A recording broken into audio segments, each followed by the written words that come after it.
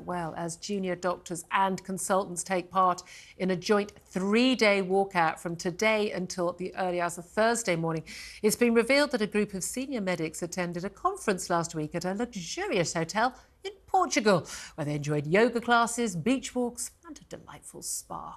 It comes as strikes have once again brought routine treatment and surgeries in NHS hospitals to a virtual standstill, with thousands of appointments cancelled this week.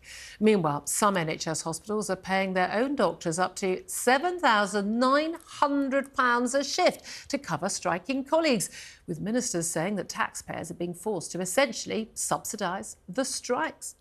Well, I'm joined right now by former Labour Health Minister, Lord Norman Warner. Good morning to you, Lord Warner.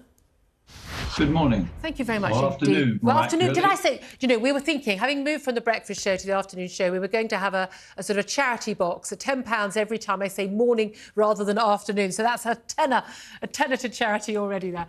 Lord Warner, thank you so much for joining us this afternoon. Let's talk about these strikes.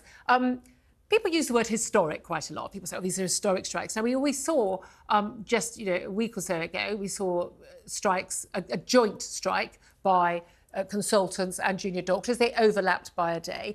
This is a 3-day strike, both parties walking out completely. There are basically, no BMA doctors working in NHS hospitals other than the absolute, A&E emergencies and vital cancer care. Is this now no longer justified by doctors when so many patients have been waiting so long? 7.7 million people already on waiting lists. More and more people waiting longer and longer with their surgery, their treatment, their meeting with a consultant, their tests cancelled from this week and possibly delayed by weeks or months. Is this strike now immoral? I wouldn't want to say that. I think what we're seeing is a total breakdown in the relationship between Steve Barclay and the government and the BMA and the doctors. And what we're seeing is a long-standing grievance on the part of doctors about their pay and working conditions coming to fruition. And the only people who are going to get hurt in all this are patients. That's bound to happen. I mean, in a sense, the strikes wouldn't be working unless they were damaging patients. I mean, that's the withdrawal of services is what the doctors are trying to do. Yeah, but the difference here, of course, is if Sainsbury's, people stocking the shelves go on strike or the cashiers go on strike, we can say, oh, well, they've got a right to do that, but I'm off to Asda or I'm off to, Morrison's. I've got a choice. We haven't got a choice if we're waiting, for a hip operation or we're waiting for some cancer treatment or we're waiting for a long-term routine scan for something. We don't have an option. Some people have an option to go private, but that's a very, very small minority of the population. In which case, is it justifiable? And is it justifiable in particular for doctors and consultants, junior doctors and consultants, to say, look, we are so overstretched, we can't find enough, people to do the shifts, the NHS is in crisis. Oh, but we're just going to go off on a nice jolly to Portugal and enjoy the spa and do some yoga and pretend we're doing something useful. But basically, we're on a nice big jolly that's all being paid for. Well, if I was the BMA negotiators, I'd be pretty cross with those doctors. But that's a separate issue. The issue is, for me, is now a political issue. And at the end of the day, I haven't seen a lot of public outrage about the doctors' behaviour. Now, you and I may think it's pretty outrageous, but I haven't seen people going on the streets. I haven't seen people actually giving the government help. Yeah.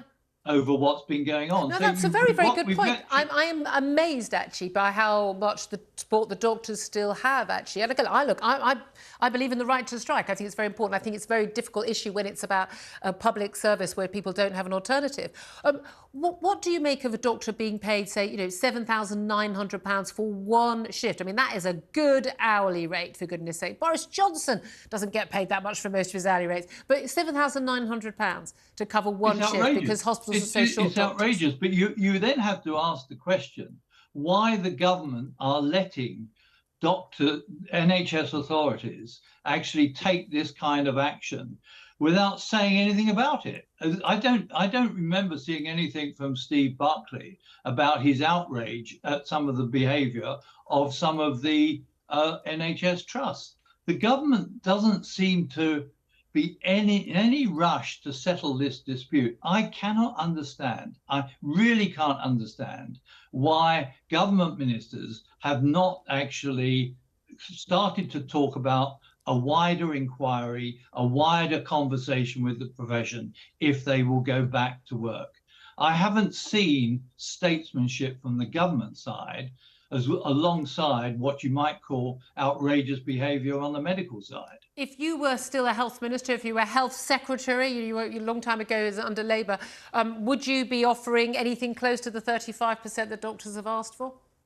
I would certainly be in double figures to get them back to the table.